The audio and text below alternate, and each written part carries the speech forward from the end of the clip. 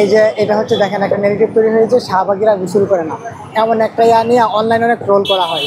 কিন্তু দেখেন যে বিষয়টা নিয়ে ট্রোল করা হয় এটা আর কিছু হলেও সত্য অবশ্যই। যা রটে তার কিছু হলেও সত্য, এটা আমরা জানি।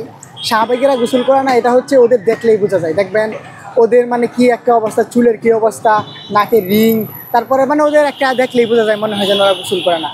এই জন্য আর কি এটা নিয়ে মানে সবাই অনলাইনে এটা নিয়ে আলোচনা করে যেন ওরা গোসল করে না, এই প্রাসঙ্গিক। শাহবাগে গণগোসল করানো দরকার। হ্যাঁ হ্যাঁ, সেটা অবশ্যই। আমরা শাহবাগে গণগোসল কর্মসূচি আয়োজন করবো ইনশাল্লাহ। আপনার তো এই শাহবাগে আসছেন, এই শাহবাগীরা যখন চলাফেরা করে তাদের গা থেকে কোনো দুর্গন্ধ বের হয়? না, এখন পর্যন্ত আমরা পাই নাই। আমরা যখন শাহবাগে আসি তখন ওরা আসে না। ওই লাকি গতকাল যা আসছিল তখন মনে করেন পলায়া যখন সবাই ঘুমাইতেছে তখন প্রেস ক্লাবে আসছিল, কিন্তু আমরা যখন আসি ওরা আসে না।